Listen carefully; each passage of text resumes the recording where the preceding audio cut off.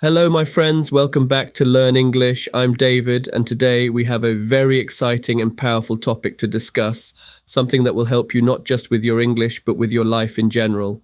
We're going to talk about willpower. This is something we all have, but not everyone understands how to use it effectively. Today, we're going to break down the concept of willpower into simple, easy to understand pieces. I'll share ideas from a book called Willpower, The Greatest Human Strength by Roy Baumeister. And don't worry, you don't need to read the whole book. I've got you covered. I'll give you the best parts in easy English. But first, what exactly is willpower? Let me explain it in simple words. Willpower is that inner strength inside you that helps you make good decisions, even when you feel tired or when it's difficult.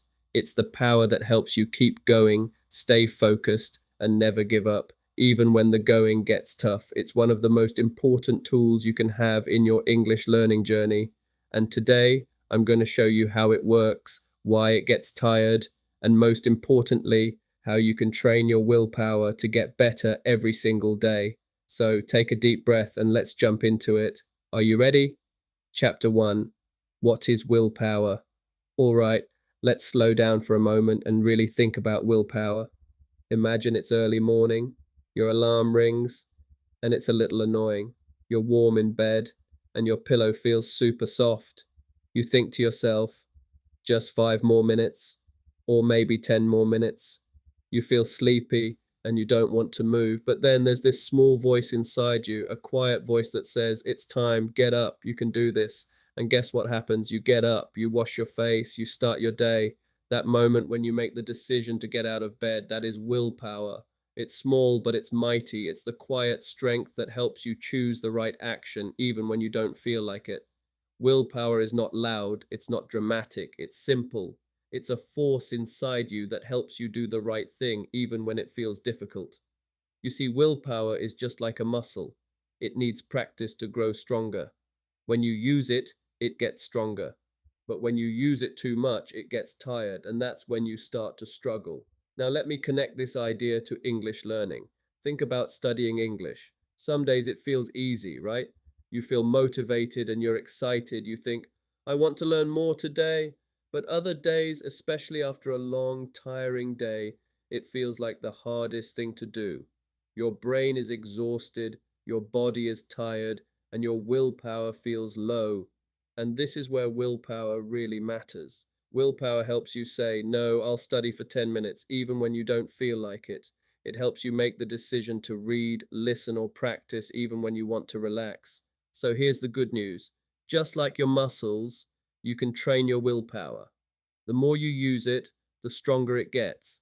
And as it gets stronger, you'll find that English learning becomes easier and more enjoyable. You don't need to study for hours. Just 10 minutes of focused practice is enough. And with time, you'll build up your willpower.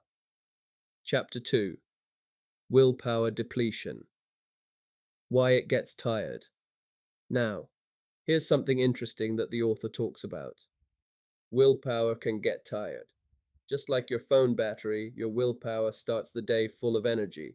But as you go through the day, making decisions and focusing, your willpower starts to deplete. The more you use it, the more it gets drained. Imagine this scenario. It's the end of a long day. You've answered emails, cooked dinner, taken care of your family, and you're just ready to relax. You look at your English book and think, I should study, but I'm so tired. This feeling is not weakness, it's called willpower depletion. Your willpower battery is low. Now, why does English feel easy on some days and hard on others? The answer lies in your willpower. Some days your brain has a lot of energy, so learning English is easy. But other days, when your willpower is low, even a small task feels difficult. It's not about your English ability, it's about your willpower being tired.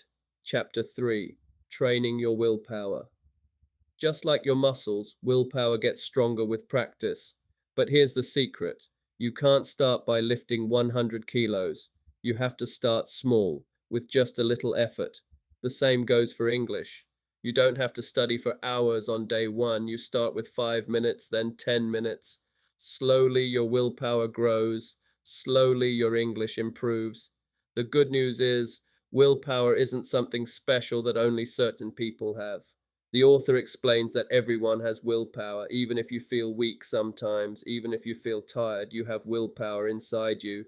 It's just like a muscle. You can train it step by step, day by day. Chapter 4, Simplifying Choices. The author also talks about something called decision fatigue. This is when your brain gets tired from making too many choices throughout the day. Have you ever had one of those days when you just can't decide on anything? Maybe it's too many options on what to watch on TV or what to eat for lunch. This decision fatigue drains your willpower. And here's where it connects to English learning. When you have too many options, it can be hard to focus. Should I read a book, listen to a podcast, watch a YouTube video, practice shadowing? All these choices can overwhelm you. The solution? Simplify. Choose one way to study and stick with it for a while. Decide when you're going to study and make that time sacred. By reducing the number of choices, you save your willpower for the important things, like learning English. Chapter 5. Willpower and your body. Here's another powerful point. Your willpower is connected to your physical energy. If you're hungry, tired, or dehydrated, your willpower is weaker. But if you eat well, drink water, and get enough sleep, your willpower becomes stronger. This is why people often make poor decisions when they're hungry or tired. It's not about being bad people, it's about having low energy. So here's a tip. Take care of your body, eat a healthy snack before you study, drink water, take short breaks, and most importantly, get good sleep.